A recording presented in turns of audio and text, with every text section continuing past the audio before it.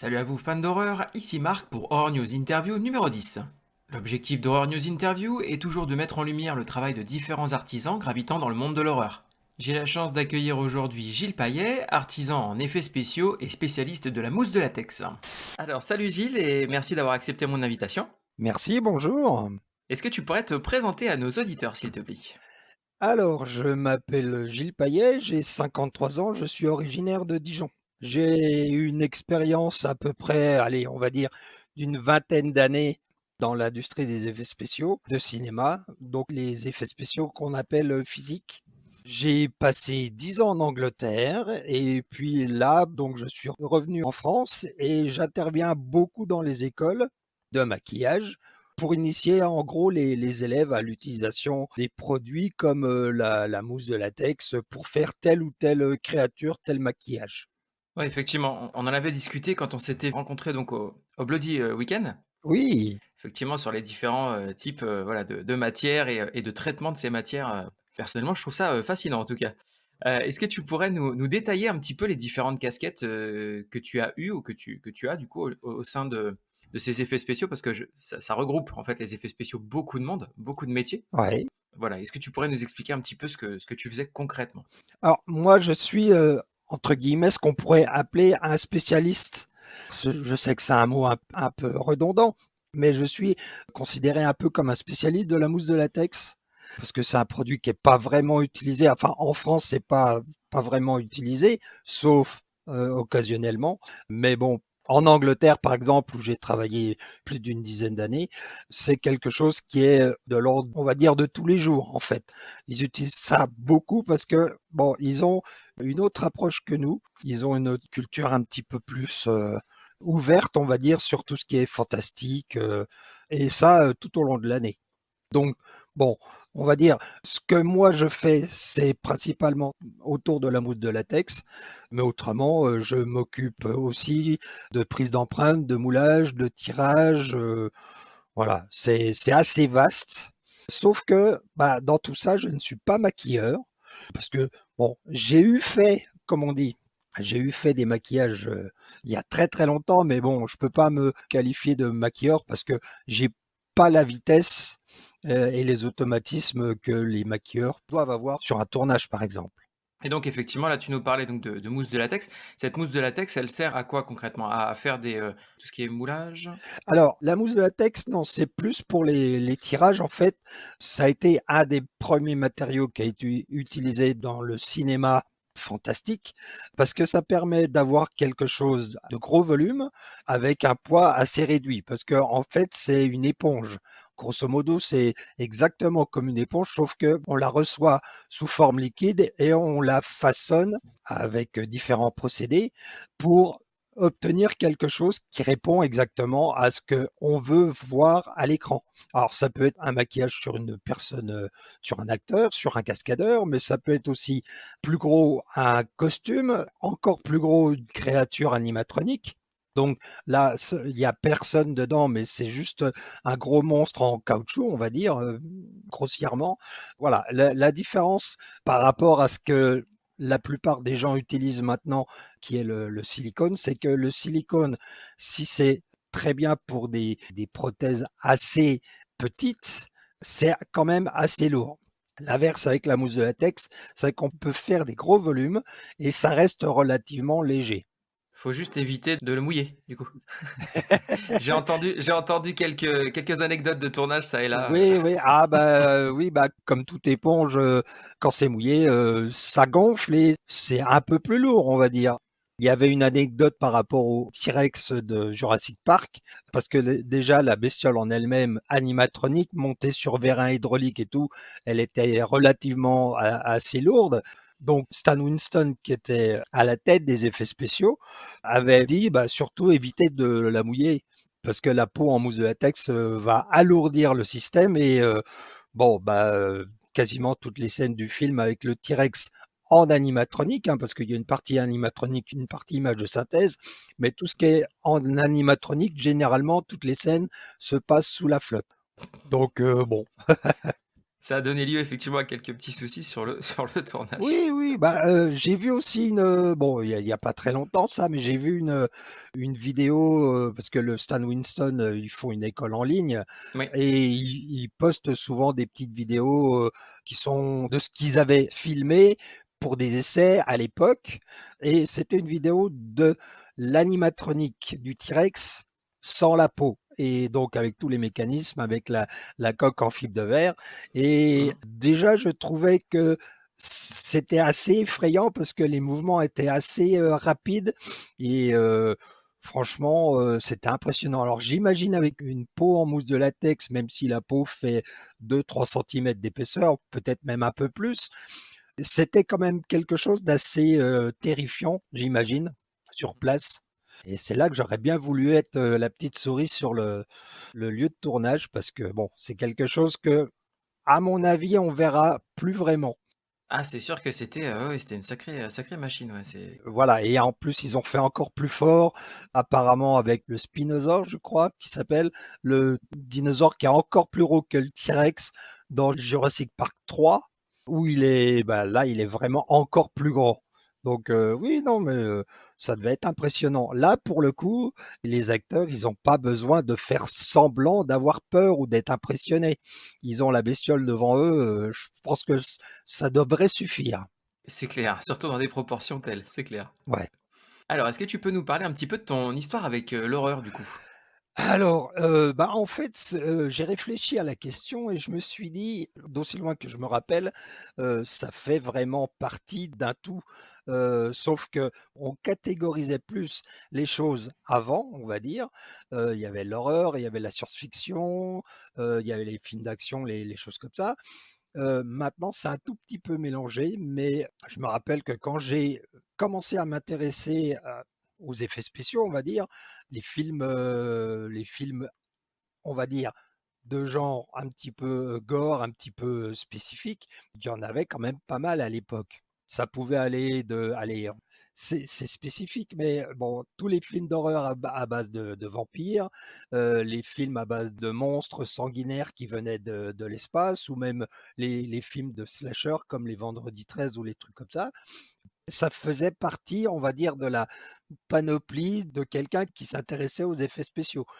C'était pas seulement juste ou des maquettes ou des décors ou des petits monstres ou des maquillages, c'était un peu tout. Donc oui, ça faisait partie du lot, on va dire. Et bah, quand j'ai commencé en fait à m'intéresser à tout ça, j'étais encore assez petit, on va dire. Je me rappelle le premier film que j'ai vu, je devais avoir 8 ans au cinéma et ça correspondait à quelque chose que je ne connaissais pas, donc ça m'intéressait.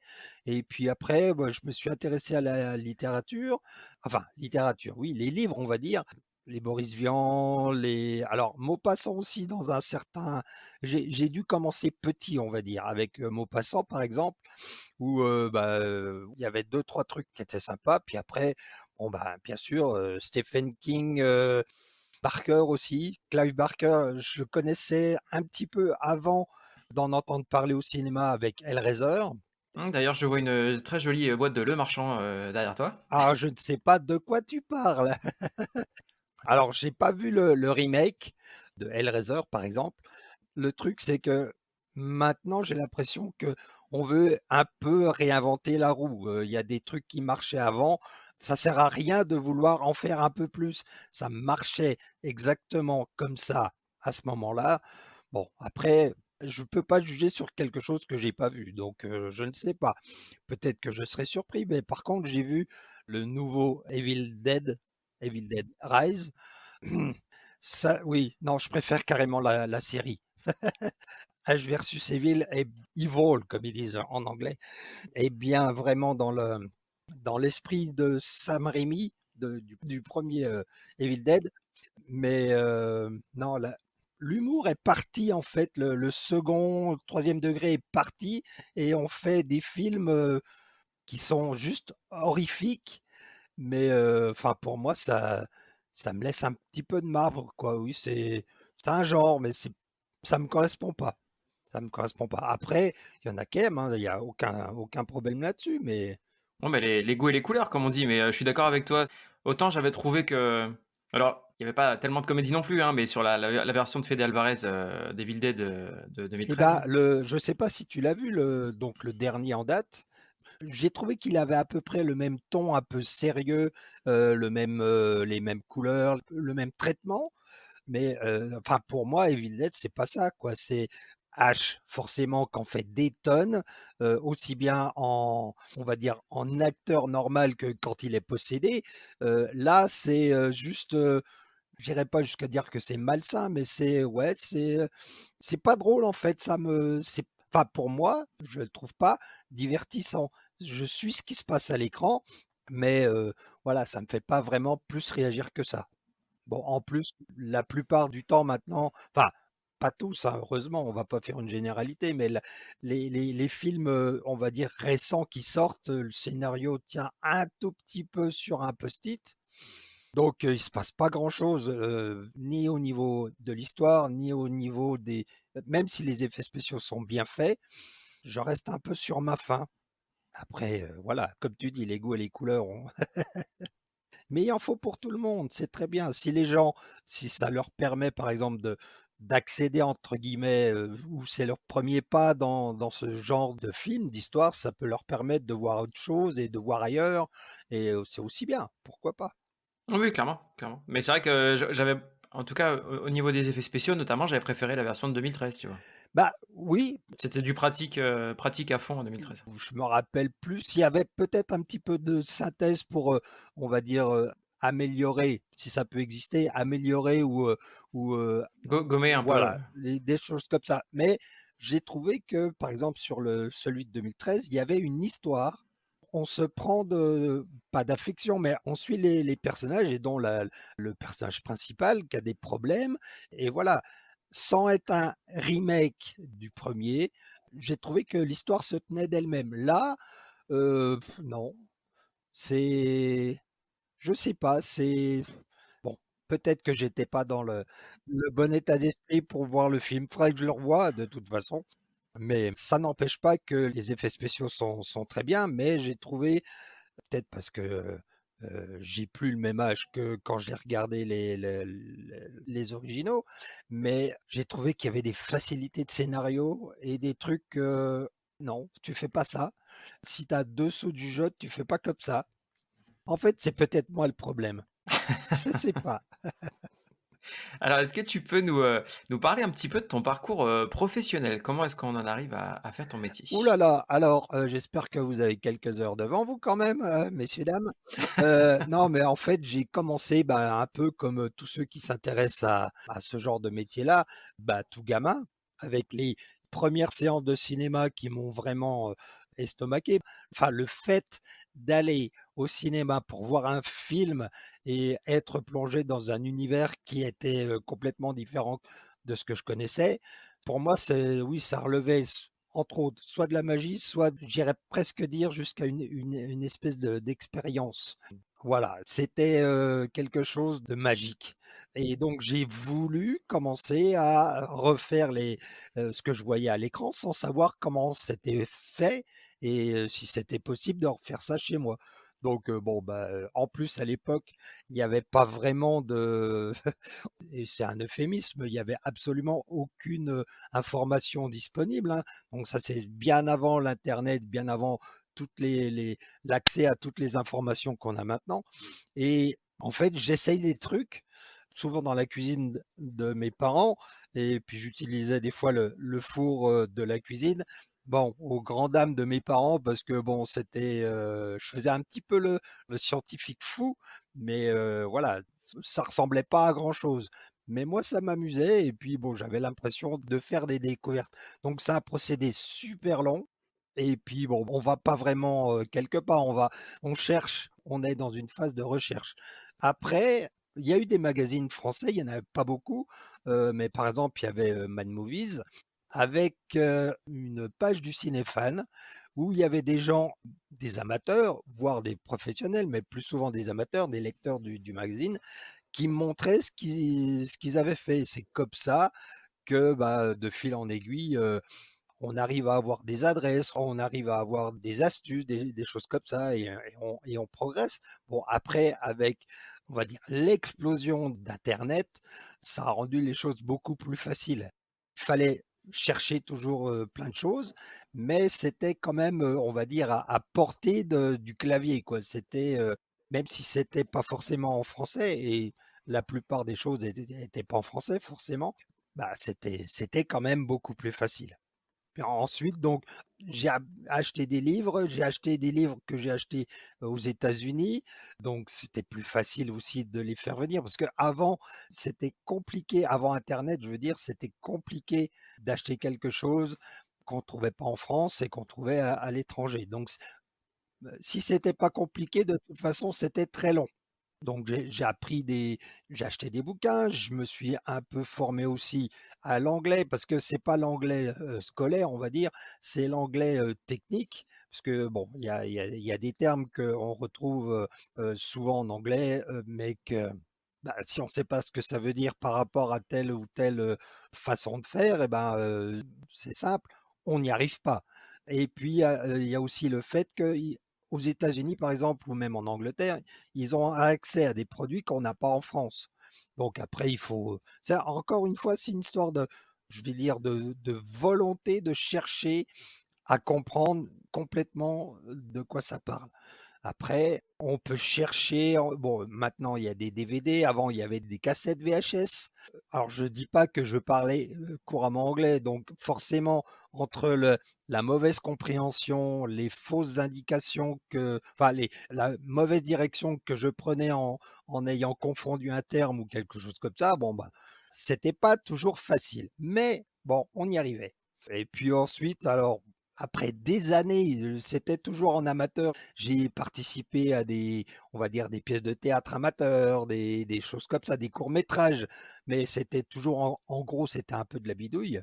Donc bon, j'arrivais à peu près à faire ce que je voulais, pas toujours, mais j'avais, on va dire que au niveau de la connaissance des matériaux, j'avais pas toutes les cartes en main. Donc bon, mais ça s'est fait. Et après, j'ai vu sur un, je sais plus, sur un magazine américain que Dick Smith donnait des cours. Et puis, je me suis dit, ben, parce que à l'époque, je faisais un boulot de comptable. Oui, oui, il fallait bien manger. Et ça me plaisait pas. Du coup, je me suis dit, bon, allez, m'achète les cours de Dick Smith. Parce que bon, on peut pas vraiment avoir, on va dire, meilleur que les cours de Dick Smith pour savoir exactement comment on fait quoi. Et puis, on verra à ce moment-là si ça me parle toujours autant, si ça me plaît toujours autant. J'ai fait les cours, alors on avait la possibilité de lui envoyer des photos ou même des pièces qu'on avait fabriquées pour qu'il nous dise ce qu'il en pensait ou ce qu'il fallait changer. Je me suis dit: «Non, jamais j'arriverai à faire quelque chose, d'assez bien, donc non, je vais lire les cours, ça sera déjà bien». Et puis je vais apprendre plein de choses et effectivement, c'est vachement intéressant. Bon, en plus, à la fin du bouquin, enfin, bouquin, c'est oui, ça fait à peu près, allez, il y a 2 bouquins qui doivent faire à peu près, allez, 5 centimètres d'épais sur, des feuilles, A4 sur 5 colonnes recto verso, et il y a un bouquin à peu près de la même grosseur, c'est toutes les mises à jour. Donc c'est une petite bible de, allez, on va dire, 1 500 pages à peu près. Donc là, il y a de quoi faire. Et à la fin du bouquin, il y avait toutes les adresses de toutes les boutiques d'effets spéciaux aux États-Unis, enfin, d'effets spéciaux, de revendeurs de produits. Donc ça, c'est pour trouver après l'équivalent en Europe et en France, c'est beaucoup plus facile. Donc ensuite, je me suis dit, eh ben, ça me plaît toujours autant, mais il faudrait quand même que je me spécialise un petit peu. Donc bon, la mousse de latex, c'est quelque chose que j'ai appris tout seul. Ça paraît fou, mais quand je revois les premiers, on va dire, les premiers essais que je faisais, où j'étais super content, en fait, je savais pas du tout ce que je faisais. Mais bon, ça me plaisait. Donc ensuite, j'ai fait une formation de mouleur stratifieur. Alors le titre est un peu ronflant, mais c'est juste pour apprendre la manipulation de la fibre de verre et la fabrication de moulage avec les contraintes et tout ce qui s'ensuit. Et donc ça m'a beaucoup servi. parce que ça fait partie, de la petite, trousse. Dans un atelier, il faut savoir, puisque moi je fais pratiquement que de l'atelier, il faut savoir utiliser les produits, faire un moule, le faire correctement. Voilà, ça fait partie de la panoplie du gars qui travaille dans un atelier. Puis ensuite, en allant un peu vite dans les grandes lignes, j'ai eu la possibilité d'aller, travailler en Angleterre. Donc, en gros, on m'a posé la question: «Tiens, il y a une place qui se libère, en Angleterre dans un atelier.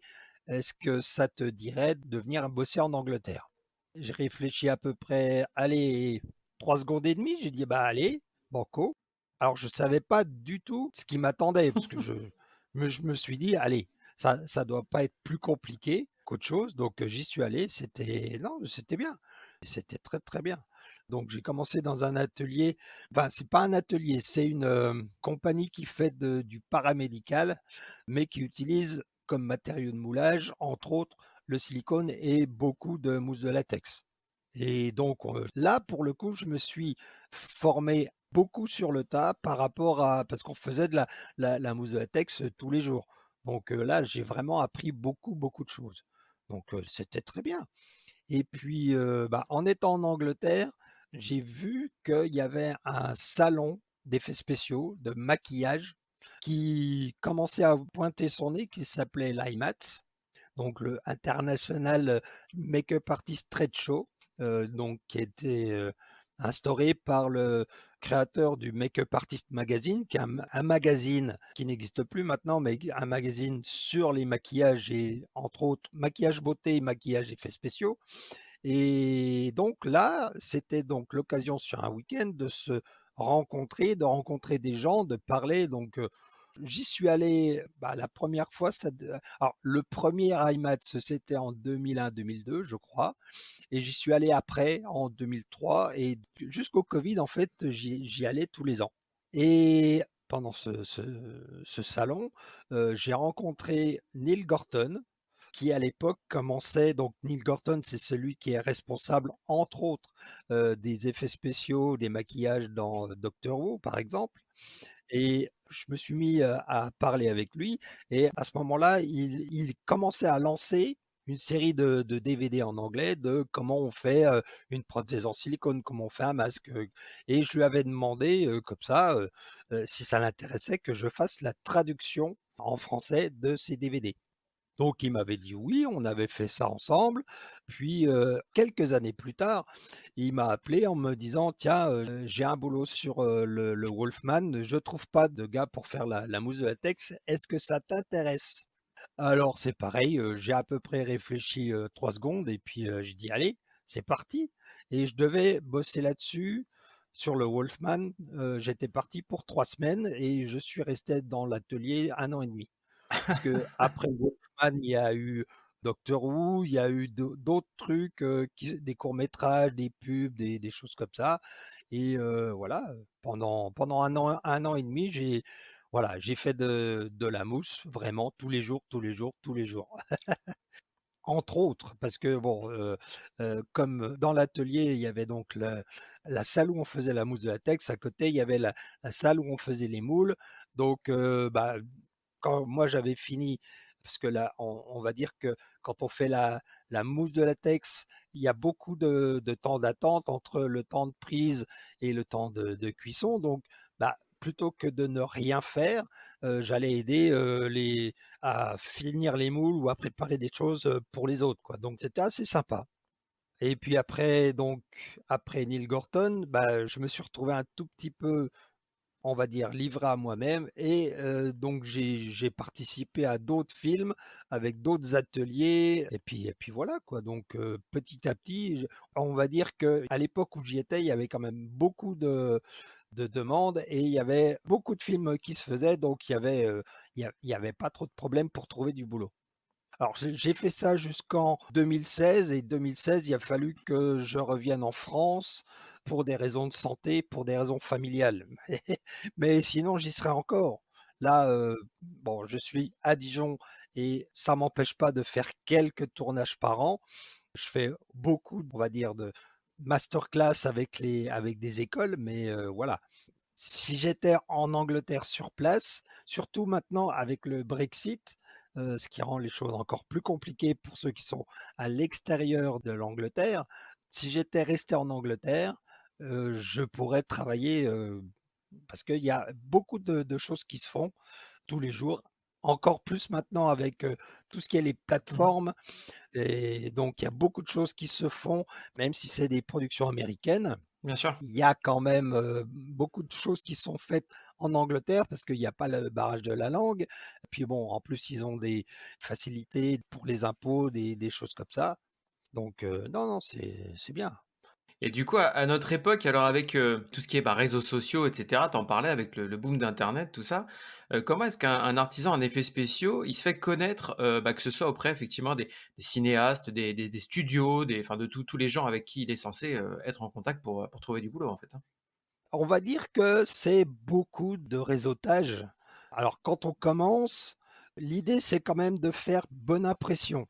Ça peut paraître ridicule de dire ça comme ça, mais bon, bah, il faut être à l'heure, il faut faire son boulot sérieusement, ne pas hésiter à demander quand on sait pas, parce qu'il y a pas pire que de faire quelque chose en disant que: «Ouais, ouais, c'est bon, j'ai l'habitude», non, si on l'a jamais fait, il y a rien de mal à demander, même pas comment on fait, mais comment les gens de l'atelier ont l'habitude de faire telle ou telle chose. Parce qu'il y a une méthode générale, il y a des précautions à prendre, mais par exemple pour la fibre de verre et polyester ou époxy, on te dit il faut tant de pourcents de catalyseur par rapport à la quantité de résine. Bien souvent, bah, les mesures, c'est à l'œil. On voit à peu près, ce qu'on met, ouais, ça va et puis on sait que on a à peu près une fenêtre de travail de temps à plus ou moins, 5 minutes. Donc de toute façon, ça marche. On va pas non plus faire, l'inverse, en mettre trop, c'est on à la limite, on n'en mettra pas assez, mais on arrive à gérer ça. Donc il faut s'adapter, c'est surtout ça. Il faut être poli et en gros, ce que les Anglais, puisque bon, le plus gros de mon expérience, c'est l'Angleterre, c'est, ils appellent ça «mind your own business». C'est tu t'occupes de ce que tu as à faire, tu t'occupes pas des autres, tu t'occupes pas des ragots parce que ça manque pas d'arriver. Tu fais ton boulot, tu demandes rien à personne. Voilà, c'est une attitude à avoir, de faire son boulot, de pas se faire remarquer. Voilà, quand je vois par exemple, alors c'est complètement différent, c'est absolument pas du tout on va dire la même pression, mais quand je vois dans des écoles, parce que il y a pas une école en particulier, mais des élèves qui se pointent pas pendant une journée et demie, qui te donnent aucune raison, qui ne s'excusent même pas et qui arrivent là comme ça, un petit peu en disant: «Oui, bah, de toute façon je paye, je fais ce que je veux». À mon avis, c'est pas la bonne attitude. Maintenant, si tu commences comme ça à l'école, il y a de grandes chances que tu arriveras pas à faire grand-chose, entre guillemets, «dans la vie active». Maintenant, bon, je peux me tromper, mais voilà. Et faut pas oublier une chose, c'est que le bouche à oreille, donc bon, le réseautage, c'est important, le bouche à oreille va très vite. Autant ça va relativement lentement quand c'est positif, mais alors quand c'est négatif, ça va à la vitesse de la lumière. Et à un moment donné, tu te retrouves sans boulot, personne t'appelle, personne ne fait appel à toi et tu te demandes pourquoi. Bah, parce qu'il y a un bouche à oreille, alors qu'il soit vrai ou pas, mais s'il y a le moindre doute, les gens vont pas prendre de risques, on va dire.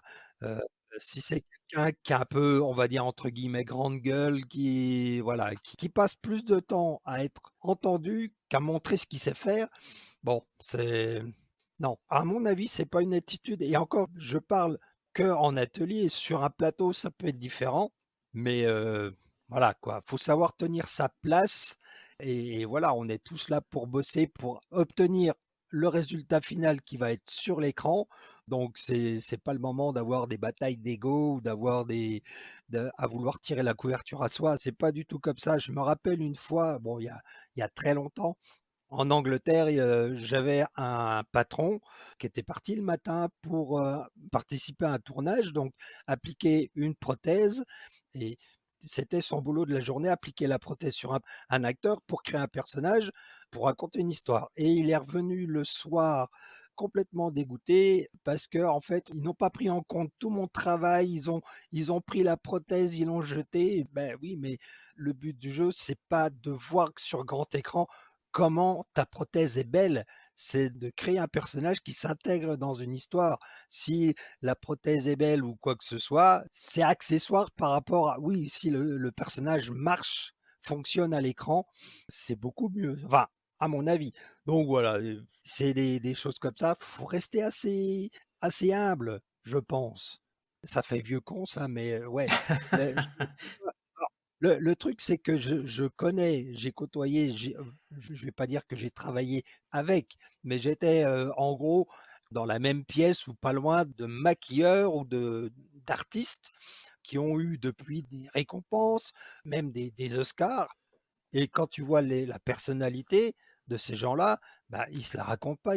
Bon, il y en a sûrement qui doivent se la péter, mais la plupart de ceux que je connais, non. C'est ouais, bah, j'ai fait mon boulot, quoi. C'est que ce soit reconnu, c'est bien, mais voilà, que ce soit pour un petit film à petit budget ou un gros blockbuster, je fais exactement la même façon, la même qualité. Si c'est reconnu, tant mieux, mais je fais pas ça pour la récompense. Je pense pas. Enfin, voilà. Moi, je fais partie d'une chaîne. Je ne suis pas ni le début ni la fin de la chaîne. Ça me va très bien. Je participe à un effort collectif et je fais ma part et tout va bien. Et c'est ce qui nous permet d'apprécier, des films ou des séries ou des courts métrages ou des publicités de qualité. Bah, complètement, complètement. Et encore une fois, il y a le tournage en lui-même, mais bon après, c'est pas forcé que ce que tu as fait se soit bien mis en valeur parce que bon, il y a le montage, il y a le découpage, tout ça. Bon, mais ça, c'est pas toi qui commandes. Toi, tu es juste là pour on va dire pour un service. Tu fais ton boulot et c'est tout. Le reste, c'est ça, c'est pas toi qui commande, c'est pas toi qui contrôle. Donc, faut faire avec. Par exemple, sur la colère des Titans, que j'avais eu l'occasion de bosser un peu plus d'un mois pour eux. Et ben, pendant 3 semaines, on a fabriqué des choses. Je dis on parce que je suis jamais vraiment tout seul à faire des trucs. Encore une fois, c'est un travail d'équipe. Donc, on devait être une petite trentaine de personnes à fabriquer des morceaux de décor ou des choses comme ça. Bon, bah, tout ce qu'on a fait pendant 3 semaines, ça n'apparaît pas dans le film, c'est resté sur le banc de montage. Ça arrive, mais voilà, c'est comme ça. Donc, bon, au début, c'est vrai que ça fait un peu mal au cœur. Puis au bout d'un moment, bah oui, bah, on s'y fait, on se résigne. Ça fait partie du boulot, effectivement. Effectivement, et de toute façon, il n'y a rien qui dit que tu seras crédité sur au générique de tel ou tel film. Mmh. On va dire, la logique voudrait que si, mais c'est pas forcément obligatoire. Et bien souvent, il y a tellement de noms. C'est pour ça qu'un film finit par coûter cher, parce qu'il y a tellement de noms. Il y a des pans entiers de gens qui travaillent sur un film qui ne sont pas au générique. Bien sûr. Et alors après, c'est une volonté de la production ou c'est parce qu'il y a un manque de budget ou bon, peu importe les raisons. Mais il y a quand même des moyens de marquer entre guillemets pour la postérité.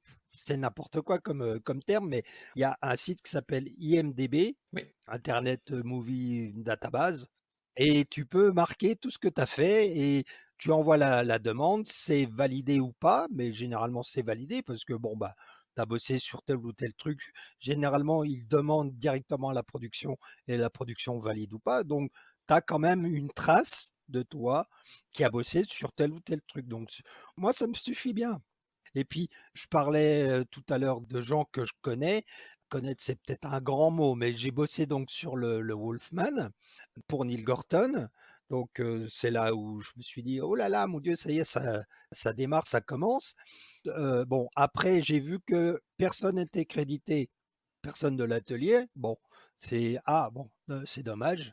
Par contre là Rick Baker a sorti 2 bouquins. Donc un gros bouquin qui est scindé en 2 parties, on va dire, Mmh. qui était attendu depuis des années par bah, tous les fans de Rick Baker. Et je peux dire que j'ai un peu la fierté d'être listé dans le bouquin à la fin Ah, OK. parce que j'ai bossé sur le Wolfman. Donc voilà. Ah ça va, c'est bon, je peux mourir, mon ma vie est complète. Voilà. Tu m'étonnes, tu m'étonnes. Mais effectivement, tu vois, je l'ai découvert l'autre jour, ce bouquin. Le prix m'a un peu refroidi, mais ça a l'air d'être un bon pavé, quoi. Ouais, effectivement. Oui, moi quand je l'ai eu en précommande, donc je l'ai eu encore à un prix, ça m'a coûté un bras, mais bon, c'est pas grave, c'était pas mon bras, mais c'est pas grave. Mais oui, j'ai dû le payer, plus de 200 €. Ouais. Alors c'est sûr que, bon, tu pas ça tous les jours. Mais bon, les 2 bouquins réunis, ça fait plus de 10 kilos. Ah ouais, Il y a vraiment beaucoup, beaucoup de choses. Puis d'abord, c'est un outil de collection, on va dire. oui. Oui, ça a l'air d'être un bel Il y objet déjà, a oui. voilà, il y a des photos inédites qu'on n'a jamais vues nulle part, parce que ça vient de la collection personnelle de Rick Baker quand il bossait sur tel ou tel film. Non, c'est vraiment on va dire pour un passionné, ouais, c'est un bel objet, ça vaut vraiment le coup, franchement. Et donc ça s'appelle Métamorphosis. Métamorphosis, voilà. Alors, maintenant, je sais pas combien il est sur Amazon, mais bon, 245 €. parce que tu vois, à un moment donné, il avait baissé, il était à 100 et quelques. Donc, encore une fois, c'est un investissement, je suis bien d'accord. C'est pas la priorité des priorités. Mais, voilà, 240 et je pense que, bah, il y a on va dire des petits malins qui ont pas perdu le nord et qui l'ont acheté et puis que maintenant ils peuvent le revendre sur eBay à 900 € ou plus. Pourquoi pas? Mais non, non, ça c'est Mais c'est sur ma liste en tout cas, je l'ai ajouté, je te demanderai, j'ai quelques livres là ah oui! que j'ai notés, à acheter, je te demanderai ce que tu en penses et si ça vaut le coup d'acheter. D'accord, Alors à notre époque, c'est vrai qu'on en parlait tout à l'heure, il y a de plus en plus de recours au numérique. oui. Comment est-ce que, bah, justement les artisans, en effets spéciaux, physiques, ils tiennent tête à cette concurrence de nos jours? Et ben, en fait, les effets spéciaux en numérique, j'ai l'impression que ça se calme un peu. À un moment donné, quand ça a commencé, on va dire, c'était vraiment à toutes les sauces. Mais c'est un peu comme toutes les nouveautés qui arrivent, dans un domaine, on en use et on en abuse jusqu'au dégoût et puis après ça se calme un petit peu et après on c'est un peu comme une sortie de cuite. On revient un petit peu à quelque chose de plus, en «sensé» entre guillemets. Heu, bon, les images de synthèse, c'est un outil comme tous les autres, outils qu'on peut avoir, à notre disposition pour faire un film. Le tout, c'est de savoir ses limites et de savoir s'en servir. C'est comme à un moment donné la 3D, il y avait eu un grand boom, tout était en 3D.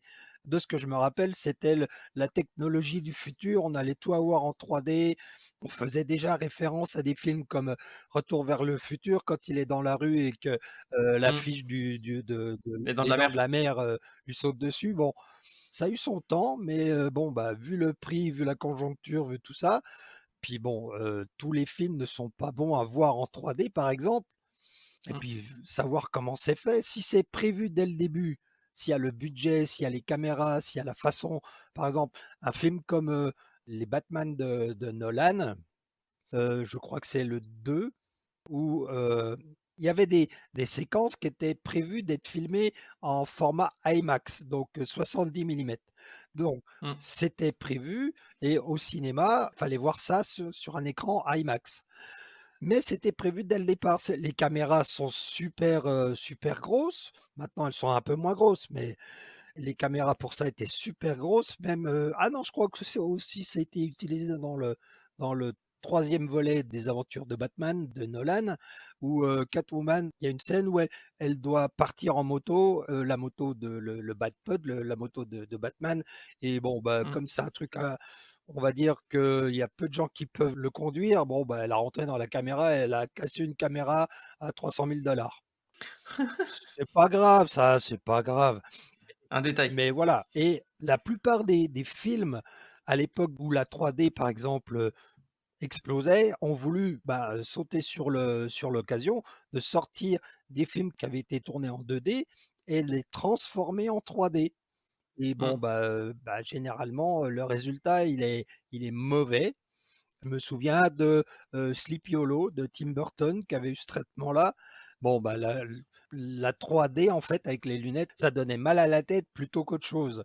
Parce que c'était pas bien fait, c'était pas prévu dès le départ. Je suis allé le voir au cinéma et il y a une scène où le cavalier sans tête passe devant un arbre et avec la 3D, on a l'impression il passe à travers l'arbre. D'accord. Et je sais pas, enfin bon, tout ce que je me rappelle, c'est que j'étais ressorti de la salle avec un gros mal de tête.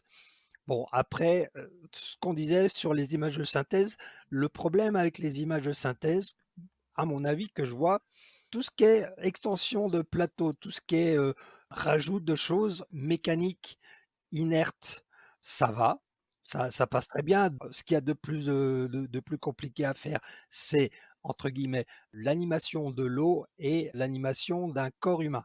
Ouais, le vivant. Ça, c'est voilà, de quelque chose de vivant. Encore que quand c'est un animal, ça va. Enfin, ça va, pas toujours, mais on y arrive à, on va dire, allez, 99 on y arrive. Quand c'est un être humain, c'est hyper compliqué parce que l'ordinateur, c'est assez binaire, c'est des zéros et des 1, donc il y a pas de place pour le chaos. Il y a pas de place pour tout ça et la peau humaine, il y a une partie chaotique qui n'est pas traduisible en 0 et en 1 Ouais. et le truc avec les images de synthèse, c'est que le progrès se fait tellement vite, tous les 3 ou 6 mois, on a quelque chose de nouveau, de mieux, de plus performant, de plus rapide, de plus, détaillé, bon, alors ça fait que les films, quand ils sortent, on se dit: «Waouh, putain, c'est bien, c'est waouh!» Et puis quand on les revoit, par exemple, à la télé ou en vidéo sur une plateforme 3, 4, 5, 6 mois après, on se dit: «Oh là là!» Un exemple comme ça pour, Matrix, Reloaded, le combat avec, Neo contre Tous les tous tous les les Smiths. Smiths, Mmh.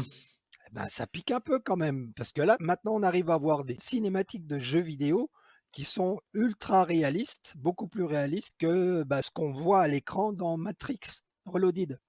Donc bon, voilà, pour moi, c'est que la technologie avance tellement vite que, bah, on arrive à avoir quelque chose qui est quasiment presque dépassé au moment où ça sort au cinéma. Mais bon, Ouais, mais c'est vrai que ça c'est le problème, c'est que ça fait tout de suite, je trouve en tout cas que ça date tout de carrément, suite un film beaucoup carrément. plus rapidement. J'en discutais hier avec un collègue et c'est ce que je lui disais, je dis: «Mais regarde, tu veux une démonstration, tu regardes The Oui, Thing, l'original, enfin l'original, le voilà, 82 voilà. 82 et voilà quoi». Enfin je veux dire, si tu veux une démonstration de ce que les effets spéciaux, pratiques et les différentes techniques, hein, parce qu'il y avait de Oh, l'animatronique, il y il y a avait eu un tout. petit peu de Puis tout, mais en plus, à l'époque, c'était des pionniers et quasiment comme pour Star Wars, ils inventaient au fur et à mesure des techniques et ouais. ils utilisaient des matériaux et ils détournaient l'utilisation de matériaux pour arriver à quelque chose. Donc, à la limite, c'est un petit peu des sorciers quand même. Ils jouaient avec des trucs. Je me rappelle, par exemple, bah, tu parles de la chose, The Thing. Dans la scène où un des personnages veut faire, repartir le cœur d'un gars qui est sur une table et le ventre s'ouvre, bon, bah, le simple fait d'avoir un faux corps avec un ventre qui s'ouvre, ils ont utilisé des produits tellement toxiques parce que la peau était pas ni en latex, ni en mousse de latex et encore moins en silicone, c'était en un espèce de vinyle qu'ils avaient façonné comme ils avaient pu et pour que ça s'ouvre, en fait, ils injectaient un diluant et bah, ça fondait le vinyle et le système de mâchoire était articulé et ça s'ouvrait, de lui-même. Mais, à l'époque, tout le monde avait des masques sur le plateau de tournage tellement ça dégageait des vapeurs toxiques. Donc, voilà, mis à part ça, quand c'est quelque chose que les gens voient directement, les acteurs voient directement, même si avec le temps on voit un petit peu que ça a un peu vieilli, mais ça reste quand même quelque chose qui n'a pas vraiment bougé en termes de complexité. Ça passe, c'est très bien. Le Loup-garou de Londres, pareil, utilisation de produits, on va dire plus ou moins toxiques pour les scènes de transformation, Ah bah oui. mais c'est quelque chose que on peut voir, on peut toucher encore maintenant qu'un truc en image de synthèse, ben, déjà on peut pas le toucher, c'est sur un écran et puis, bah, par exemple les Star Wars, la prélogie où tous les acteurs jouent, dans des décors bleus ou verts et qui parlent à une balle de ping-pong, Bah, il y a pas l'engagement émotionnel, il y a rien, c'est ouais, c'est enfin, moi ça me parle pas. Je fais partie de la vieille école, on va dire. Oui, enfin, je te rassure, moi aussi, hein.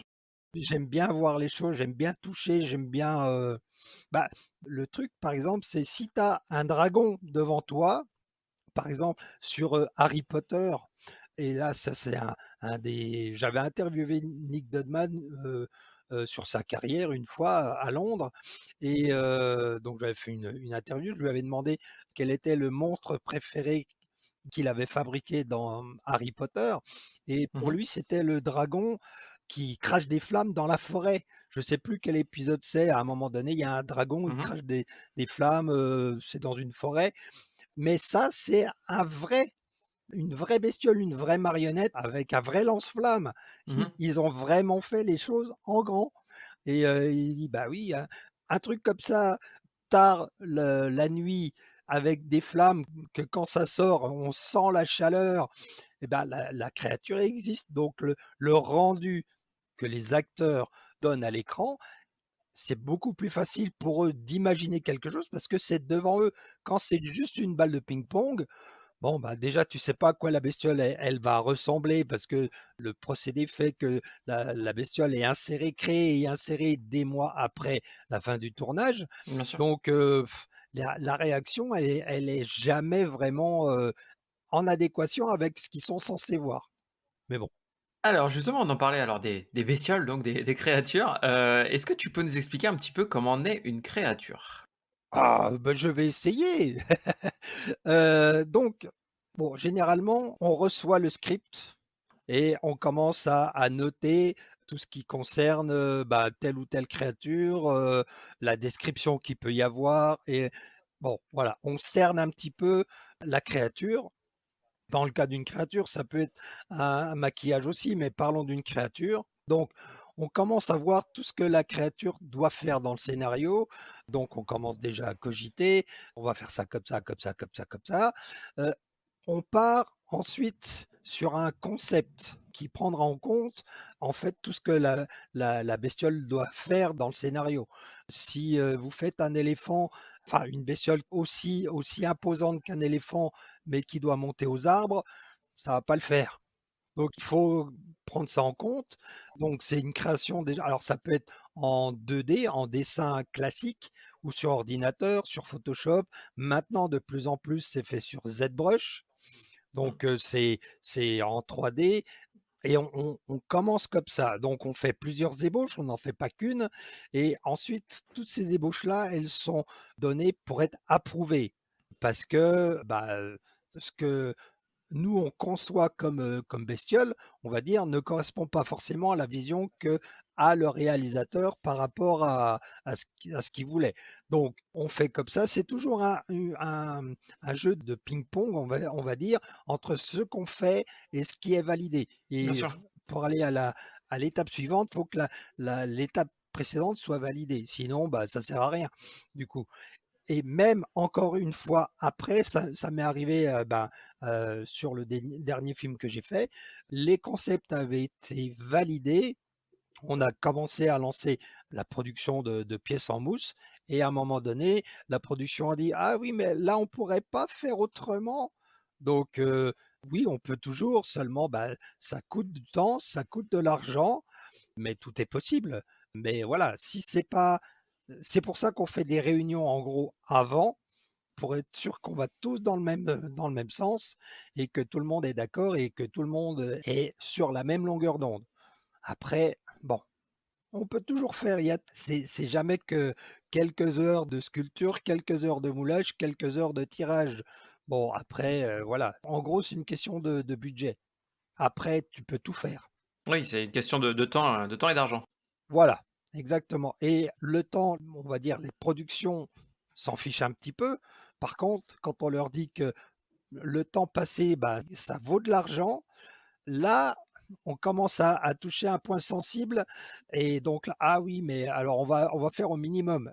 Oui, mais, il y a des choses qu'on peut pas vraiment, Incompressible. voilà, il y a des temps de séchage, des temps d'attente, de cuisson, de trucs comme ça. On peut pas vraiment, réduire ça, mis à part ça, j'ai eu, une école en Suisse qui m'avait demandé, de faire une intervention, et j'avais dit: «On peut faire ça en une semaine ou si vous voulez un truc beaucoup plus complet, on fait ça en 2 semaines». Et puis finalement, il m'avait répondu: «Est-ce qu'on peut pas faire ça en 4 jours?» Non, non, parce que, non, il y a des temps, comme tu dis, il y a des temps incompressibles. Voilà, donc bon, c'est comme ça, ça arrive. Donc on part du concept. Après le concept, une fois qu'il est validé, ce que les productions aiment bien, c'est avoir la version en 3D. Alors, bien souvent, on passe par une maquette et encore une fois, on ne propose pas qu'une seule version, on en propose plusieurs pour que la production puisse «choisir» entre guillemets. Mhm. Je me rappelle d'un making of, ça doit être de l'épisode 1 de Star Wars, où en fait, il y a Lucas qui arrive dans une salle, il y a je sais pas combien de maquettes différentes sur une table pour un personnage, et puis il dit j'aime bien ça, j'aime bien ça, j'aime bien ça sur celui-là, voilà. Et bon, tu tiens compte de toutes ces observations et tu essaies de rassembler tout ce qu'il a dit dans un seul personnage. De tout marier, ouais. Voilà, et puis il y a aussi maintenant de plus en plus l'utilisation d'impression 3D Oui. et de plus en plus de conception sur ordinateur. Alors ça va un peu plus vite que la conception, on va dire en 3D, normale, en pâte à modeler avec, des petites maquettes, des choses comme ça, et surtout les changements sont quasiment en temps réel, quoi. On perd beaucoup moins de temps, mais l'impression reste quand même quelque chose qui prend du temps. L'un dans l'autre, bon, on arrive à faire, quelque chose qui satisfait et le concepteur et la production. Donc une fois que la production est faite, s'il s'agit d'un maquillage, donc un costume sur un acteur, il faut passer par une série de prises d'empreintes. Parce que généralement, même si les prothèses qu'on fait, parce qu'il peut y avoir des prothèses qu'on appelle des prothèses génériques, qui vont surtout sur des acteurs de second plan ou des figurants, des choses comme ça. Pour tout ce qui est acteur de premier plan, généralement c'est fait sur mesure. Oui. Et donc on passe par des séries de prises d'empreintes. Sur ces prises d'empreintes, donc il y a des séries de moulages, ça peut être plus ou moins complexe suivant ce qu'on veut faire. Par exemple, je me rappelle pour le personnage de l'ingénieur sur, Prometheus, Mhm. il y a eu je sais pas combien de moules de faits pour pratiquement pas pratiquement chaque partie du costume nécessite un moulage différent. C'est pas vrai parce qu'il y a des grands moules, des choses comme ça, mais comme ça mêlait en même temps de la mousse et du silicone et que généralement ces 2 produits-là à l'état liquide, ils sont pas très copains. Donc il a fallu multiplier les moules pour avoir, des choses qui sont tirées séparément et ensuite, ajoutées sur le costume et sur l'acteur. Et donc ça, bon, ça dépend, chaque costume est différent. Et ensuite donc une fois que la prise d'empreinte est faite, on donne ça à des sculpteurs qui peuvent passer des jours entiers à sculpter. Alors ils se basent soit sur la maquette, soit sur des dessins. C'est, un procédé relativement c'est de l'artisanat en fait, c'est relativement long. Donc c'est normal en gros, enfin normal, c'est compréhensible que un film coûte cher parce que il y a l'avant, il y a le pendant et il y a l'après. Et bien souvent les gens ne pensent pas que sur un film, n'importe lequel maintenant, avant il y avait, pouvait y avoir jusqu'à 9 mois, 1 an de préparation pour un film. Maintenant c'est plus possible, maintenant c'est au maximum, on va dire, c'est 3 mois. Mais bon, imagine 3 mois, une dizaine de personnes à les faire bosser tous les jours, tout ça, ça se paye. Donc ça se retrouve c'est compris dans le budget. Hmm. C'est normal. Enfin, moi, je trouve pas ça extravagant qu'un film coûte cher parce que ça demande beaucoup de gens et beaucoup de temps et en plus beaucoup de matériaux et les matériaux sont en plus pas donnés. Mais voilà, il y a une raison pour ça. Il y a une raison pour tout. Une fois que la sculpture est faite, qu'elle a été approuvée, parce que encore une fois, tu avances pas dans le procédé tant que ce que tu as fait n'est pas approuvé. Sinon, bah, c'est perte de temps, perte d'argent. Ça passe au moulage. Et là, pareil, suivant en quoi ça doit être tiré, en quel matériau, si c'est de la mousse, si c'est du silicone, si c'est autre chose, le moule peut varier, mais bon, généralement, ça peut prendre des jours et des jours à faire, un moule. Ensuite, on arrive à l'étape de tirage des pièces. Donc, en gros, ce que moi je fais le plus souvent, c'est remplir les moules de mousse de latex. Ou si on peut faire ça en silicone, j'en ai fait un petit peu, mais c'est pas tout à fait les mêmes, les mêmes grosseurs de moules. Mais pour un moule pour de la mousse de latex, on peut avoir un moule complet en plusieurs parties ou en deux parties généralement, ou trois ou quatre ou plus. Ça dépend. Donc les moules sont assez imposants, donc ça peut être un peu délicat à manipuler parce que c'est bah, voilà, le moule est un peu lourd, un peu imposant, voilà, c'est pas toujours facile et c'est rempli de mousse et ensuite la mousse est passée au four pour obtenir donc ce que j'appelais tout à l'heure un costume en éponge et que l'acteur soit enfile comme un costume, comme une chemise, on va dire, soit les pièces sont collées directement sur lui. Si c'est dans le cas d'un costume, l'acteur ne peut pas mettre le costume en mousse directement sorti du moule. Il y a toute une étape de fabrication où il y a entre guillemets, il y a des petites mains qui sont là pour bah, mettre une fermeture éclair, finir un bord, rajouter des pressions, rajouter des crochets là où il faut, rendre le costume pour Hmm. que l'acteur puisse le mettre, l'enlever. euh, Par exemple, quand j'ai bossé sur le Wolfman, c'était pour la série des reshoots. Ils avaient déjà fait le tournage original et ils avaient fait déjà un pré-montage qu'ils avaient montré à du public et le public avait dit non, il manque quelque chose. Donc nous, on était pour toutes les scènes, on va dire pour tous les inserts ou pour des scènes qui manquaient, choses comme ça. Et donc, à un moment donné, il y a Benicio del Toro et Anthony Hopkins, donc c'est vers la fin du film où ils se battent. Mhm. À un moment donné, ils sont torse nu. Il a fallu faire alors, c'est pas moi qui ai fait, moi j'ai juste tiré la pièce en mousse, mais en fait, on a fait des torses en mousse qui s'enfilaient comme une chemise avec des boutons dans le dos. D'accord. Donc les boutons ont été rajoutés et ça permettait aussi à l'acteur de pouvoir l'enlever et de pas avoir le costume complet toute la journée. C'est aussi un bien-être, on va dire, pour les acteurs, parce que même si c'est léger, et je mets des guillemets sur quelque chose qui est en mousse, c'est relativement léger, mais ça pèse quand même son poids. Sur un costume que j'ai tiré en mousse sur, c'était pour l'Atelier 69 à Paris, sur un film qui s'appelle Les Bonnes Manières. Donc, un costume de monstre assez gros. Pour le fabriquer, on a rempli chaque moitié de moule pour avoir un seul moule complet. Bah, en gros, sur chaque moitié de moule, il y avait 11 kilos de mousse qui, une fois battue, donne à peu près, on va dire, 45 kilos en volume. Donc, ça reste léger, mais si tu rajoutes 11 kilos plus 11 kilos, ça fait 22 kilos. Donc, ça fait quand même un poids. Oui, c'est sûr. Ça paraît énorme et que la même chose en silicone pèserait 80 à 100 kilos. Avec la mousse, c'est que, entre guillemets, 22 kilos. Mais bon, ça fait quand même 22 kilos. Dans un sac à dos toute la journée, ça fait quand même beaucoup. Ah, c'est sûr, c'est sûr.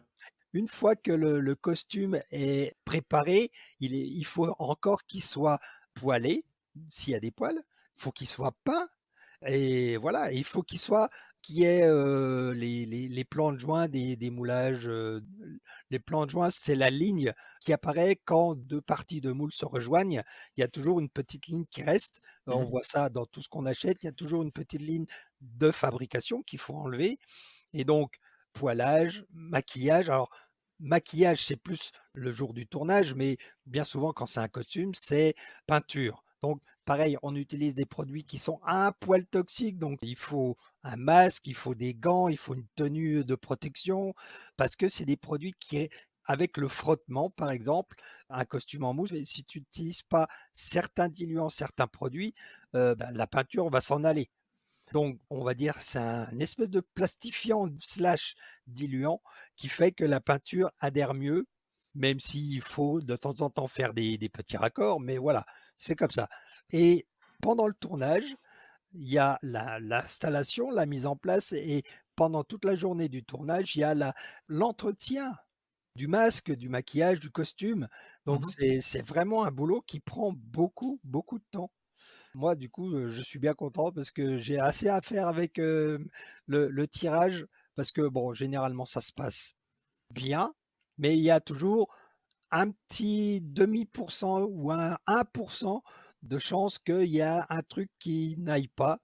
Parce que en gros, la mousse de latex, c'est assez, capricieux, et même si on sait exactement comment faut faire et qu'on fait exactement les choses comme elles doivent être faites, il y a toujours une petite part de, on verra quand ce sera démoulé. C'est un peu comme j'ai l'habitude de dire, c'est un peu comme les cadeaux de Noël.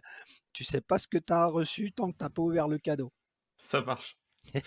Et du coup, quel effet ça fait de les voir prendre vie, enfin, quand toi, tu vois, par exemple, tu vas au cinéma, puis tu vois le résultat de tout ce travail, de tous ces petites mains mises bout à bout, tu sais, qui ont fait tout ce travail, qui ont mené, en fait, à ce résultat. De les voir prendre vie vraiment dans le film, avec la musique, avec, la mise en scène, avec tout ça. Qu'est-ce que ça fait? Ah, ça fait très, très plaisir parce que là, on a sur écran la satisfaction de voir que tout le travail qu'on a passé à rendre crédible, à fabriquer la créature, ça sert à quelque chose, et que en fait la créature apparaît, et que ouais, ouais, il y a une petite pointe de fierté quand même de se dire: «Ah, j'ai quand même participé à quelque chose qui est», ça rend vachement bien en fait. Et c'est vachement bien sur le Wolfman, c'était impeccable. Sur Prometheus, bon, de voir les ingénieurs, et puis même les Space Jockeys, mais bon, on les voit pas vraiment, à part très vite, mais bon, ça fait partie de l'histoire. Et jusqu'au dernier moment, comme je te dis, comme il y a le montage qui intervient, on ne sait pas vraiment si ce qu'on a fait sera à l'écran. C'est toujours, petite surprise. Par exemple, sur le Wolfman, on avait dû bosser pendant 15 jours à une vingtaine de personnes sur un faux corps qui était censé, apparaître, entre guillemets, et puis être utilisé dans la scène d'attaque du camp gitan par le loup-garou. Donc avec des démonstrations, avec tout ça, et donc c'était un personnage en entier avec un squelette en aluminium, donc qui était vraiment bien fait. La sculpture était superbe. Le gars était déjà bien amoché, il était éviscéré. Enfin bon, on s'est amusé entre guillemets à faire des viscères en gélatine, et puis on a un autre produit qui s'appelle le Jelly Baby. Ça ressemble un petit peu à de la gélatine alimentaire qui se chauffe au bain-marie et puis qui se plonge dans l'eau froide pour la gélifier. Et c'est quelque chose que, si on voulait, les acteurs peuvent, croquer dedans, peuvent même l'avaler, c'est mangeable, on va dire. Donc on a fait des viscères, on a fait des trucs comme ça, et la scène où le mannequin qu'on a fait a été montré, la scène, c'est, il y a un officier de police qui ouvre une roulotte de nuit, donc à l'intérieur de la roulotte, où c'est tout noir, il y a juste le filet de lumière qui passe par la porte de la roulotte, et le visage est retourné, donc la tête à l'envers. C'est tout ce qu'on voit, juste le visage. Donc bon, tu dis: «Ah!» C'est ouais, et ça dure, une demi-seconde et on voit rien d'autre. Et là, tu dis: «OK, bon», mais voilà, c'est comme toi, tu n'as aucun contrôle sur, comment vont être utilisés ce que tu fais, il y a plus qu'à espérer pour, pour que ce soit bien fait, quoi, voilà. Et dans la version Director's Cut, on la voit un tout petit peu plus longtemps, genre une seconde et demie, mais faut pas trop en demander non plus. Ça marche. Alors, tu en parlais tout à l'heure, c'est vrai qu'au niveau, mondial, j'ai vraiment l'impression qu'il y a eu une grosse accélération du nombre de productions, qui est notamment, voilà, due aux plateformes de streaming. Qu'est-ce que ça a été, l'impact, en fait, sur ton métier, justement, cette accélération des productions? En fait, l'idée qu'il y ait beaucoup de production, c'est bien parce que du coup, ça fait, on va dire, entre guillemets, «ça fait marcher la planche à billets» et dans l'idée qu'il y a de plus en plus de monde qui sont élèves dans des écoles et qui sortent et qui ont besoin de travailler. Donc le fait qu'il y ait plein de productions, on va dire, ça aide beaucoup de monde à, s'insérer, dans telle ou telle production parce que, il y a de plus en plus de demandes. Donc, à un moment donné où il n'y avait pas encore l'engouement qu'on a avec les plateformes, il y avait beaucoup de monde sur le marché, mais il y avait moins de travail. Là, ça a l'air de se rééquilibrer un petit peu, on va dire. Donc, c'est bien. Bon, le truc, c'est que quelqu'un qui sort d'école n'a que la connaissance qu'on lui a donnée à l'école, n'a pas ni la vitesse parce que généralement, c'est des choses qui sont demandées. Il faut aller très très vite parce que, encore une fois, le temps c'est de l'argent. Donc plus tu mets longtemps, plus tu coûtes cher. Et généralement, il faut que ça aille très très très très très très très vite. Et même, on va dire dans les blockbusters normaux, faut quand même aller relativement vite. Faut pas perdre de temps. Mais bon, les élèves qui sortent des écoles, par exemple, n'ont pas encore acquis la vitesse qui vient avec le temps. Mais il faut quand même le temps pour acquérir une certaine vitesse qui va avec la confidence, qui va avec tout ça. Et ils ont surtout pas d'expérience. Donc, ça leur permet, on va dire, de de pouvoir commencer à se faire un book, mais généralement, les productions, elles ont un peu tendance à pas trop les payer parce que, inexpérimentés, pas vraiment au top de ce que un professionnel établi est en droit de demander. Bon, mais voilà, ils payent pas cher, mais ils en ont pour leur argent. Donc, bon. Mais en tout cas, ça permet à beaucoup de monde de pouvoir se frotter à une production, à une réalisation de séries ou de films pour une plateforme. Non, non, c'est très bien. C'est très, très bien. Et par exemple, si on prend une plateforme comme Disney, la plupart des shows Star Wars qui se font, ça se fait pas aux États-Unis, ça se fait en Angleterre. Parce que à l'époque, même maintenant, mais à l'époque, ça coûtait moins cher que de les tourner aux États-Unis.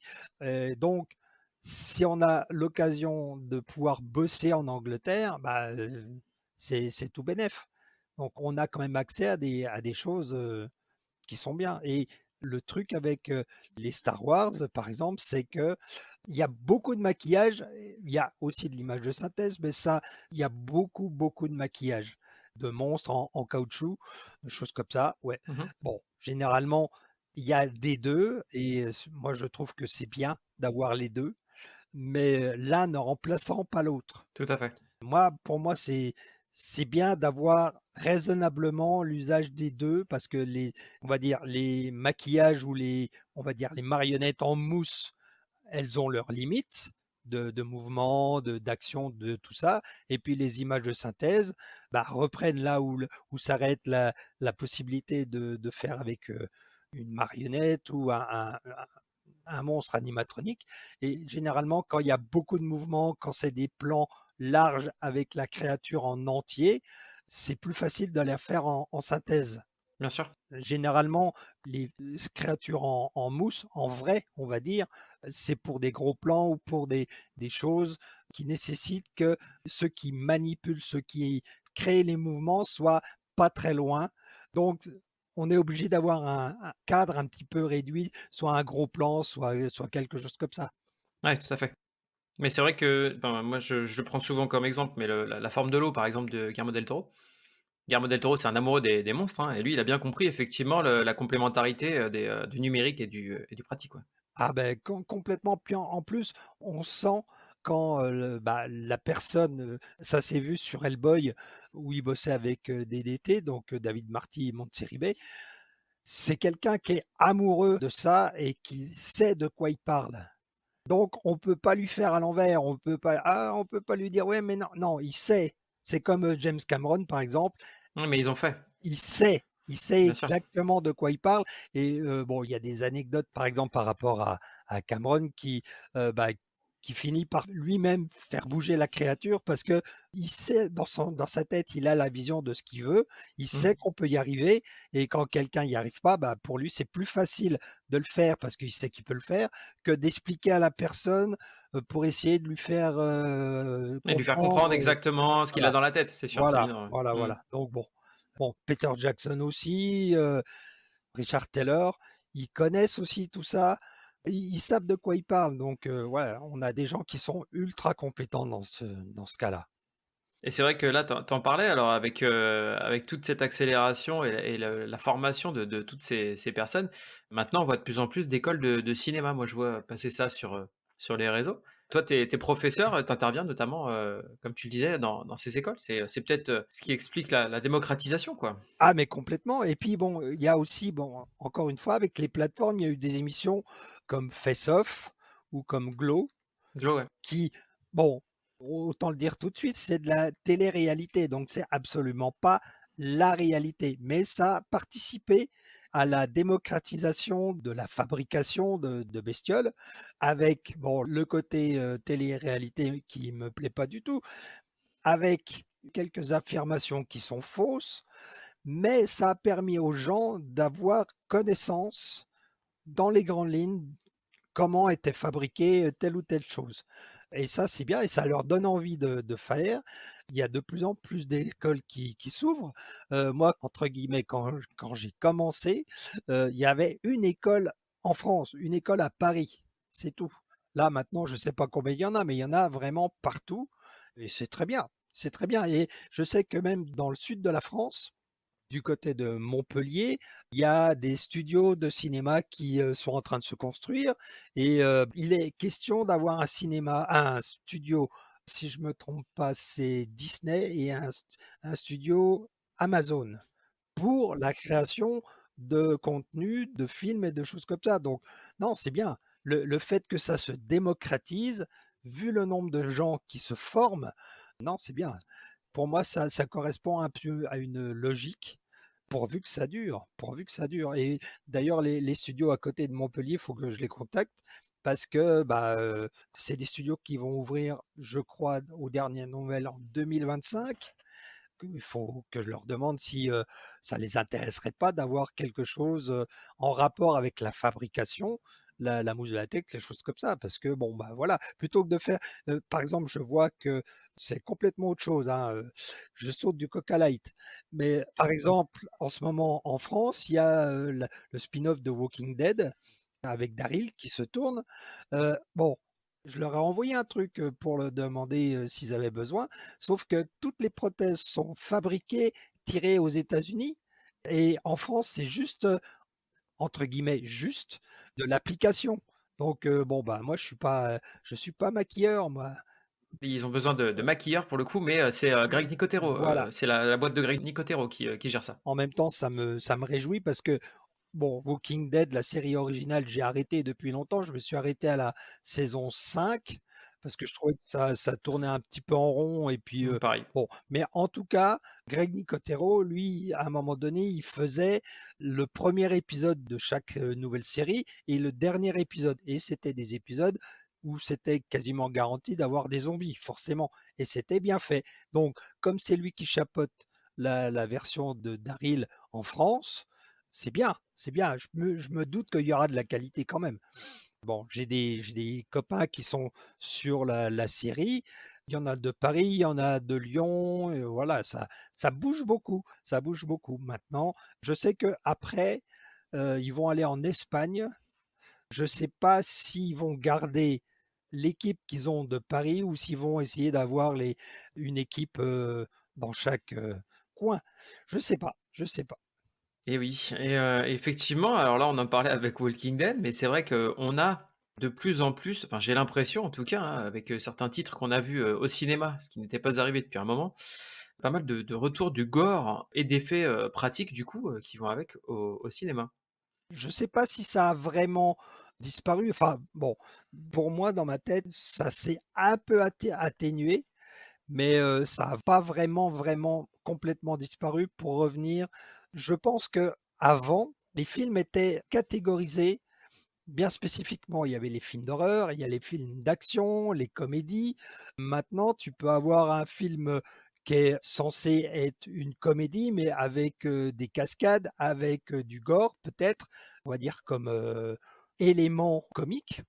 Par exemple, quand tu prends un film comme Vendredi 13 où le gars, bah, il découpe les gens. Donc là, c'est vraiment sérieux, c'est vraiment du premier degré.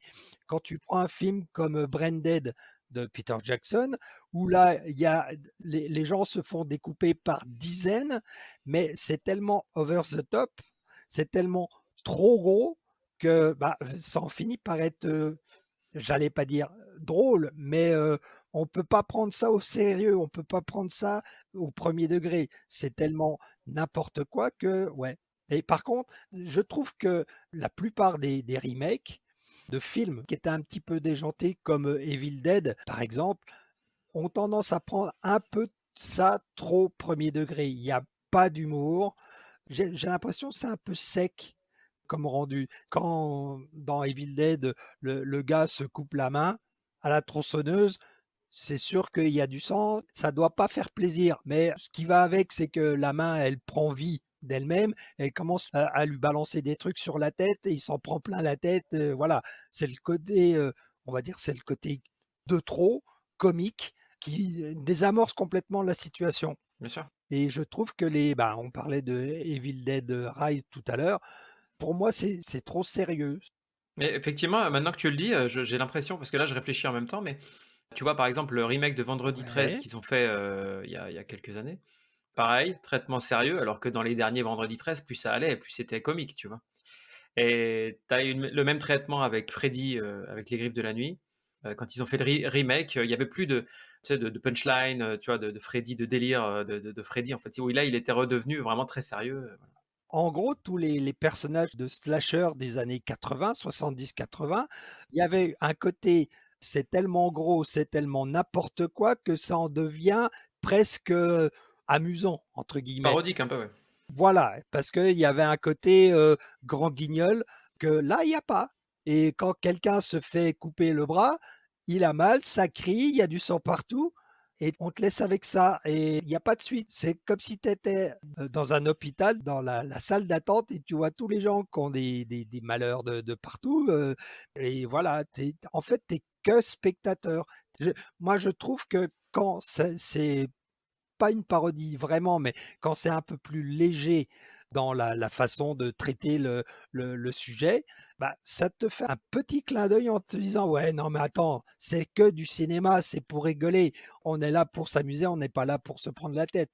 Donc voilà, bon, j'ai vu le dernier Candyman, même si le premier pour le coup était sérieux la plupart du temps, mais moi, ce que je trouve, ce qui va moins bien maintenant, c'est l'histoire qui va avec le nouveau traitement. L'histoire, elle tient pas debout, quoi, ou pas beaucoup. Je sais pas, pour moi, c'est un peu bancal. Je sais pas si tu l'as vu, le Candyman. Pas le dernier. J'ai vu l'original, mais enfin, ouais, mais j'ai pas vu le dernier. L'avantage avec l'original, c'est que tu as le début, le milieu et la fin. Là, j'ai trouvé, alors ça part bien sûr de l'original, donc ça se veut respectueux de l'original, voilà. Sauf que c'est un peu n'importe quoi. Le traitement à la fin, tu dis, mais pourquoi? Parce que à la fin, l'acteur que tu suis pendant tout le film, il est remplacé par l'acteur original de Candyman. Tony Todd. Tony Todd. Tony Todd, ouais. Et pour juste un plan. Et là, tu dis, mais qu'est-ce qu'ils ont voulu dire par là? Est-ce que c'est pas du fan service un peu maladroit? Oui, Ah, mais effectivement. je trouve que, voilà, en fait, les remakes qui sont faits maintenant, c'est du fan service parce que en même temps, ils surfent sur la nostalgie des gens qui ont vu l'original. Donc, ils se disent, les gens qui ont vu l'original, ils vont repayer pour voir la suite. Sauf que, bah, l'original a été fait et sorti, a été vu dans un contexte spécial, dans un moment de la vie des gens qui n'ont pas 30 ans après ou qui est complètement différent. Et puis les gens qui découvrent le film avec leur connaissance de maintenant n'ont pas la nostalgie du film d'avant, mais ça correspond à rien parce que c'est un peu, on va dire, le cul entre deux chaises, ça ne veut pas déplaire ni aux uns ni aux autres et en final, ça arrive à rien parce que, bah, encore une fois, le scénario a été écrit avec les pieds ou, ça va pas jusqu'au bout et bah, par exemple, un truc tout bête, la trilogie Matrix, moi le 1er film me va très bien. Il se suffit à lui-même, il Oui. est très bien. Les 2 autres, ils ont le mérite d'exister, mais ils servent pas à grand chose à part réexpliquer en long, en large et en travers qu'on avait un peu deviné dans le 1er, mais le 4e ne sert strictement à rien. Les acteurs de la 1re trilogie, ils ont vieilli, c'est normal, c'est comme ça, bah, voilà, on n'y peut rien, c'est comme ça. Mais il y a rien d'engageant dans l'histoire. Pendant tout le film, on se demande si c'est quelque chose qu'ils ont rêvé comme étant la 1re trilogie, mais peut-être pas, mais peut-être que enfin bon, ça ne sait pas sur quel pied danser, puis finalement, tu arrives à rien. Et puis, bah, ce qu'a fait, Matrix, c'est les scènes d'anthologie, c'est encore une fois les trucages qui ont été inventés pour ça, le bullet time, les trucs comme ça. Là, c'est que du réchauffé, l'originalité en moins. Donc bon, c'est du fanservice complet, mais ça sert à rien. Ça C'est sert vrai. strictement à C'est rien. dispensable, comme on dit. Ah ben complètement et en plus le fait bon, il y a eu le covid, d'accord, mais le fait que les places de cinéma maintenant au prix où elles sont, tu as intérêt à aller voir un bon film si tu veux en avoir pour ton argent parce que ça devient cher et c'est pour ça, en même temps, je me dis que les plateformes de streaming, bah, pendant le covid, ça leur a ouvert une porte, de gens qui étaient 24 heures sur 24 chez eux et le cinéma, il a pris une grosse claque. Il a vraiment pris une grosse claque. Ouais, c'est clair. Alors justement avec, la production de contenu de genre en France, c'est quand même enfin, en tout cas ça me paraît assez faible, la proposition et du coup, est-ce que tu penses qu'un artisan en effets spéciaux français, il est obligé de s'expatrier pour pouvoir bosser ou? Bah, s'expatrier, je sais pas. Enfin, si tu as la possibilité d'aller voir «ailleurs» entre guillemets, d'aller dans un autre pays, il y a pas besoin d'aller loin. Tu peux aller en Angleterre, tu peux aller en Allemagne, tu peux aller, partout où il y a des productions ailleurs qu'en France. Moi, je dis c'est une expérience, c'est un truc à tenter. Si tu as et le courage, parce qu'il en faut quand même de changer carrément de pays, de culture, de façon de vivre, c'est pas un petit saut d'ange, hein, c'est quand même un grand pas. Mais bon, si tu peux le faire, fais-le. Mais je dirais que si tu veux, en gros, rester en France, tu peux. Le truc, c'est qu'il faut pas hésiter à vouloir travailler à l'international. Comme par exemple, il y a quand même des productions qui viennent en France ou qui viennent en Europe, Europe de l'Est, parce que bah, les conditions de tournage sont meilleures, c'est moins cher, voilà. Et il y a quand même de toute façon en France des gens qui sont absolument fantastiques. Il y a des maquilleurs, il y a, on sait. Il y en a pas beaucoup, mais on sait faire. Bien sûr.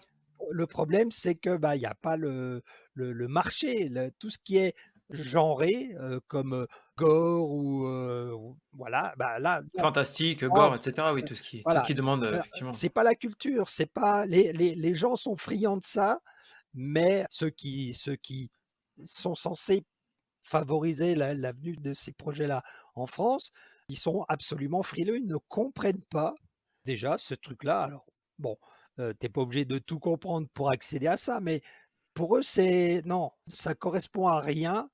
C'est très, très compliqué de faire quelque chose entre guillemets «genré» en France. Pour preuve, Jeunet, quand il fait des films qui sont vraiment spécifiques, qui ne ressemblent à rien de ce qui se fait en France, bah, soit il les fait ailleurs, soit, il les fait en France, mais avec des capitaux étrangers. Enfin bon, c'est pas franco-français, jamais. Et de toute façon, il a un peu raison aussi parce que il y a tellement de gens de par le monde qui sont absolument fantastiques, qui savent des trucs que, ben, on saura, pour la plupart jamais en France. Puis encore une fois, c'est pas la culture en France. On aime bien consommer, mais fabriquer ce genre de trucs-là, on n'a pas ni les ressorts, ni les ça nous convient pas, voilà. Le cinéma français, c'est un cinéma d'exception, on va te dire. C'est pas ça, c'est pas faire comme ça, c'est pas Il y a pas besoin de faire comme. Encore une fois, le cinéma de genre et les procédés qu'on utilise, c'est des outils. Donc après, c'est pas important vraiment comment on le fait, puisque de toute façon, il y a pas 40 façons de conduire une voiture. Tu te mets derrière le volant. Après, d'aller soit de chez toi à l'épicerie ou d'aller de chez toi à l'autre bout du monde ou dans un autre pays, c'est entièrement toi qui décides, c'est pas la machine. Les méthodes, c'est l'outil. Ce qu'on raconte, ça peut prendre n'importe quelle forme. C'est tout. On est un peu jugulé au niveau création, parce que je suis sûr qu'il y a plein de scénarios, il y a plein de gens qui ont plein de bonnes idées en France, Bien mais sûr. ça reçoit un mauvais accueil ou pas d'accueil du tout parce que ah là là, mon Dieu, c'est un truc, on veut pas en entendre parler. Moi, je sais que bon, c'est différent, mais ça rejoint un peu ça. Pendant longtemps, jusqu'à plus de mes 30 ans, on me disait mais quand est-ce que tu vas arrêter de jouer avec de la pâte à modeler? La pâte à modeler, c'est pour les gamins. Mmh. Non, mais la pâte à modeler, c'est un support qui permet de créer autre chose. Voilà, je trouve que les gens sont un peu trop obnubilés par le petit bout de la lorgnette et pas assez sur la grande image, on va dire. Bien sûr, bien sûr. Mais voilà, bon, autrement, si on peut aller ailleurs, c'est tant mieux. C'est formateur, c'est formateur. Ah ben complètement. Et du coup, moi, ça me permet, bah, le dernier film que j'ai fait à Stockholm, c'était parce que je connaissais le gars depuis une dizaine d'années, que j'avais connu en Angleterre, et le fait de pouvoir voyager comme ça, c'était bien. C'est, il n'y a pas beaucoup de risques parce que bah, t'es payé pour y aller, on te paye l'avion, on te paye l'hébergement, et en plus on te paye pour travailler. Donc qu'est-ce qu'il y a à perdre? Je sais pas, moi, c'est si bon, bien sûr, si t'as pas de contraintes, physiques ou de contraintes familiales, moi je dis faut y aller. C'est très bien, c'est très, très bien. On en a parlé un petit peu, à droite à gauche, mais tu as travaillé sur, quand même pas mal de grosses prod. Moi j'ai noté, notamment, bah, le Wolfman, dont on parlait tout à l'heure. On a, Prometheus, on a, Le Dernier des Templiers, La Colère des Titans, Avengers: l'Ère d'Ultron, La Belle et la Bête et puis côté série, moi j'avais noté effectivement Doctor Who ou, Being Human. Parmi toutes ces petites choses-là, quel est le projet sur lequel tu as préféré, travailler? Ah, c'est compliqué à répondre ça parce qu'en fait, chaque chose amène son lot de surprises et alors, j'ai un peu l'impression de paraphraser, Édouard Baird dans Astérix quand il dit: «C'est avant tout des rencontres» et c'est vrai parce que c'est des gens que tu rencontres pour une période donnée, avec qui tu es, entre guillemets, tu es obligé de travailler. Enfin, tu pas obligé, tu travailles avec ces gens-là et tu peux lier des amitiés. Moi, j'ai toujours des amitiés avec des gens que j'ai connus en Angleterre, pas forcément que des Anglais, mais des Suédois, des Allemands, des Espagnols, des Italiens. Puis chaque tournage, parce que bon, ça resserre quand même beaucoup les liens, de travailler de longs moments et de traverser en gros la fabrication ou un tournage avec des hauts mais aussi des bas. Donc bon, quand on parle de grande famille, c'est là où moi je me dis ouais, finalement ça ressemble un peu à la famille idéale qu'on voudrait avoir, Mmh. où les gens sont, en gros, on voit le bon chez les autres, mais aussi on peut voir les côtés un peu plus sombres. Et non, c'est bien. Moi j'aime bien, mais voilà, chaque film ou chaque série apporte son lot de choses différentes parce que ben le projet est super intéressant ou alors le temps est un tout petit peu plus court que ce que tu aurais voulu, donc ça apporte des challenges, ça apporte plein de choses. Bien sûr. Et puis en même temps, ça te dit bah est-ce que je suis capable de relever le défi et comment? Et puis si tu y arrives, bah écoute, tu tout fier. Et puis si tu y arrives pas, bah c'est pas grave parce que de toute façon, les gens qui t'ont demandé, ils savent par quoi t'es passé, est-ce que ça veut dire de travailler dans les conditions que tu travailles et que bon bah si tu y arrives, c'est très bien. Si tu y arrives pas, bon bah ils t'en veulent pas plus que ça. Il y a pas mort d'homme, on va dire.